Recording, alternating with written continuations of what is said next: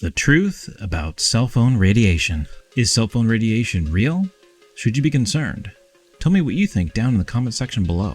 Now, radiation is real. It's everywhere, man. Even your microwave cooks with 2.4 gigahertz. Now, I'm no scientist, but I do some crazy things with tech from time to time. So in this video, I'm going to go over what is radiation and why should you care, and a device that promises to help these things. So there's this device called the R2L right here. And I'll go ahead and leave a link down in the description below, but it's r2l.com if you want to check it out. And basically what it is it's a sticker, and I have a testing device right here that when I turn it on, you can see it will actually light up the sticker here. It's hard to do this on the camera here. And see if I turn this off, it shuts right off. And the theory behind that is it takes what is considered to be possibly harmful levels of radiation and it changes the energy from radiation into electricity, which then is powering this little LED light. So let's bust out the spectrum analyzer and check out a microcell that T-Mobile sent me to improve my cellular signal at home, as well as a cell booster that I installed myself in another video, which I will also have a link down in the description below. Going to take measurements of the cellular signals with nothing turned on, so just the ambient cellular signal in my house, and then test out each of the cellular repeater devices and see if any harmful radiation is coming from them. Now first, I want to go ahead and pull up some websites here that we can check out together. So here is the R2L website. Again, it's r2l.com. Now I'm going to just click on the R2L difference, and this will basically explain to you how it is all working, and that right here, as I was explaining earlier, is that any form of energy can be transformed into another form, but the total energy always remains the same. So it's basically going to take the radiation energy and turn that into electricity, which will then power the small LED. Now, of course, if we scroll down here, you can see this whole family is very happy that they purchased this. Now, real quick, I did not purchase this. It was given to me by a friend. It was not given to me by the company, so I have no ties with them. So everything in this video is completely my own opinion and conclusions. Now up top here is the R2L placement. Now this is interesting because it's going to depend on your phone on where it needs to be placed. However, when you are looking at the phones that they have on the website, it looks like it hasn't been updated in many years. So I'm not sure why, but if anybody at R2L could let us know or update it, that would be wonderful. I'm going to just pull up the iPhones here, and you can see, I mean, old iPad, iPad Air. The latest iPhone is iPhone X. Now, it does look like that the majority of the newer iPhones seem to have the same placement, but the 8 does not. So it's hard to know where you should be placing the sticker on your phone. Should I take my phone and go get it x-rayed somewhere and see if I can determine where I need to put the sticker on my phone? Drop a comment down below and let me know.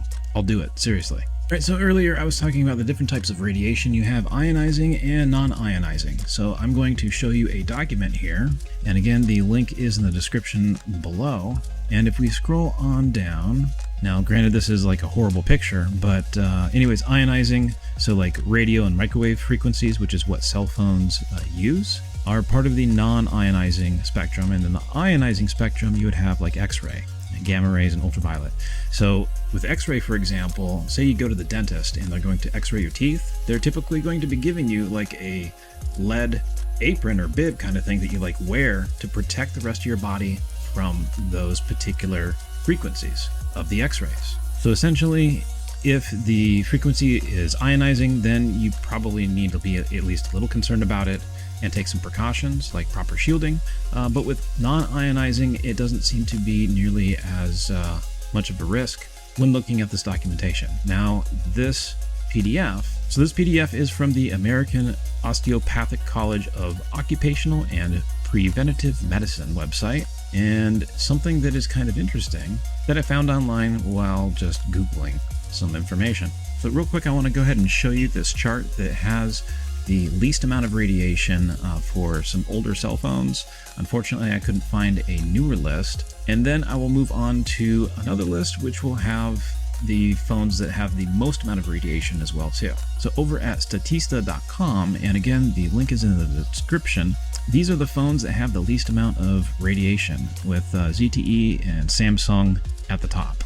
Now coming over to phones that make the most amount of radiation, Xiaomi and OnePlus were up at the top. I actually had this OnePlus 6T, and it was a pretty good phone. But it does explain why, if I were to be doing a lot of downloads on it, that it got pretty toasty to the touch. And if my hand was holding it, it felt like I could feel warmth when, like, the temperature of the phone wasn't necessarily that warm. So I wonder if that's an indicator that I exposed my hand to unnecessary radiation or higher than average radiation levels. So far, my hand's fine. Now, the US government rates that if the device goes ahead and puts out 1.6 watts or less per kilogram, that the device is considered to be safe. And they call it a specific absorption rate, or SAR, is how they rate things. So here is a government website that I'll link down in the description below, again, for the SAR, or specific absorption rate. And next, coming over to this site here, this is at The Verge. They say cell phone radiation poses no real harm to humans, new research says. Now, they tested this out on rats. Now, of course, they tested this out on rats. I don't know if that means that they did it on politicians or not, but I'm assuming just lab rats. So if you want, you can go ahead and check that out as well, too. Now let's get to some crazy testing with some shiny tech things. Pun intended. All right, so this is a spectrum analyzer. And right now I have a repeater underneath my desk that basically repeats the cellular signal from the different cell towers inside of my home. And this is it basically right here. So by Wilson Electronics. I'll show that here in a little bit. So if we take a look, and I will cycle through the different frequencies so you can see what it looks like currently.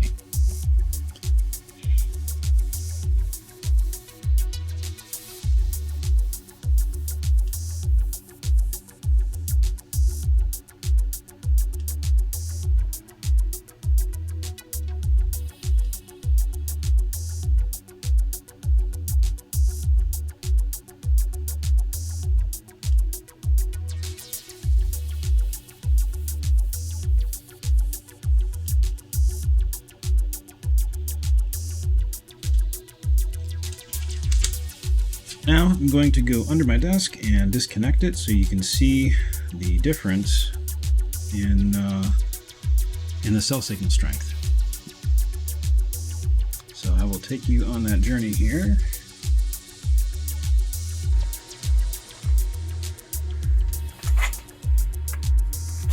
So this is the Weboost from Wilson Electronics that I set up, and I'll have a link in the description of the video on my installation video. I'm going to unplug it.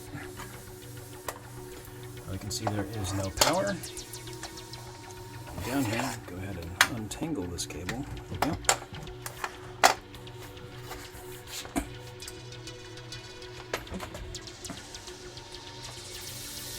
And then come back up here.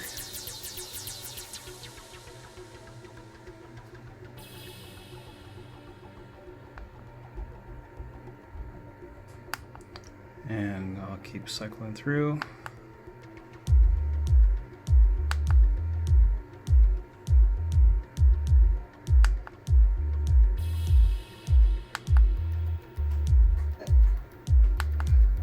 And now I'd like to take this here and start getting it prepped to plug in. You can see frequencies here. Since I did stop the camera, might as well go ahead and show them again. All right, so got the Ethernet plugged in. Now I just need to give it power. What's interesting about this cellspot from T-Mobile is that they claim, at least originally when I called and I had problems with cell signal in my home, they said that only phones on my account would be connecting to the cell tower. They call it a micro cell tower, and it would just be the phones on my account. However, that is totally not true, because what I saw was over 12 gigabytes used of data, because again, it's connected through Ethernet, and I have a Ubiquiti Unify network at home, so I can see everything that's happening on the network.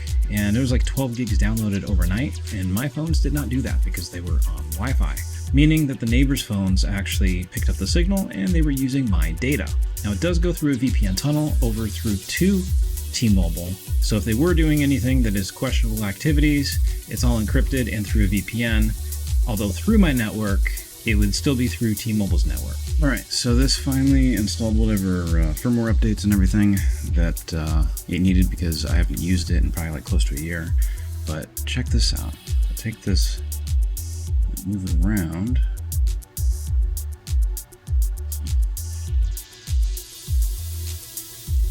This device, when it is all powered up, it lights up. So if you have one of these, you might want to check out getting one of these stickers and either stick it on it to help get rid of some of the potentially harmful radiation. And also one thing that I notice is it is pretty warm to the touch, especially like right over here. But I noticed that when I move the sticker around over here, it does not light up over there. It is near where the T-Mobile logo is located on the device. If you guys can see it any better.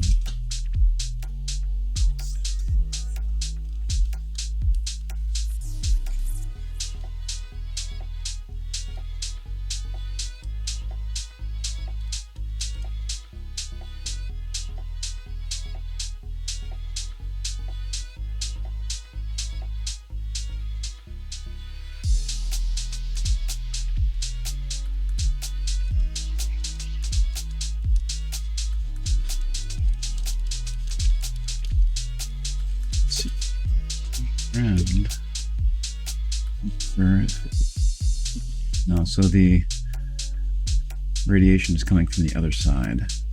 What's interesting, and I'll show you guys here, is that for whatever reason, I don't think that it's working properly, but it is still giving off the radiation. As you can see, the signal is not that good, and from what I recall, when it was working a couple of years or so ago, is that it would show max next to some of the frequencies, because in essence you're running a localized cellular tower.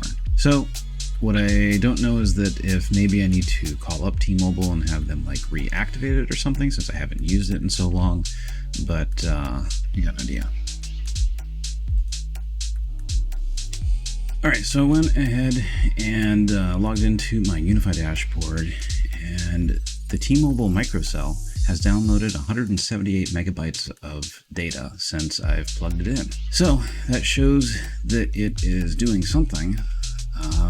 It may just need some kind of re-authentication to T-Mobile's network to function. Drop a comment down below and let me know if you want me to call up T-Mobile and see if they will be able to get it working for me so I can get you some reading levels on it.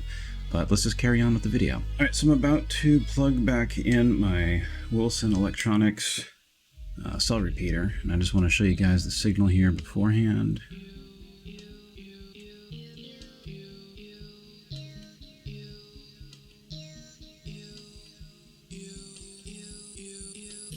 Time to go ahead and plug it in.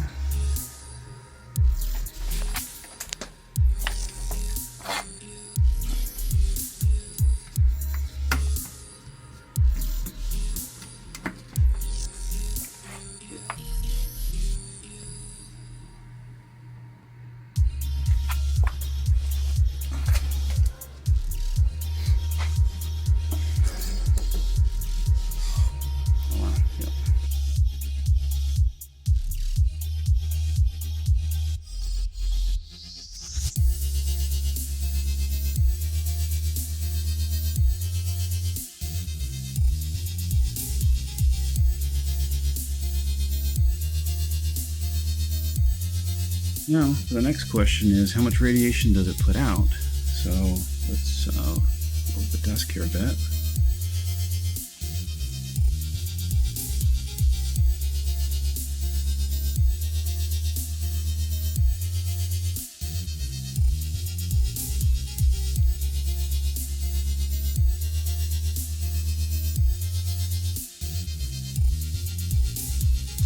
light so we can see it a little better.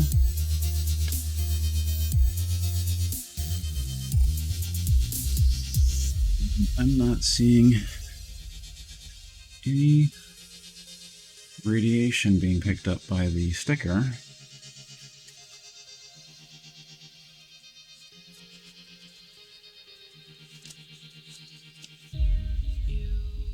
Which is pretty amazing if you ask me. Now the only thing that I can think of is there might be some radiation from the unit that's down below under the desk, so let's go under my desk and see if it picks up anything.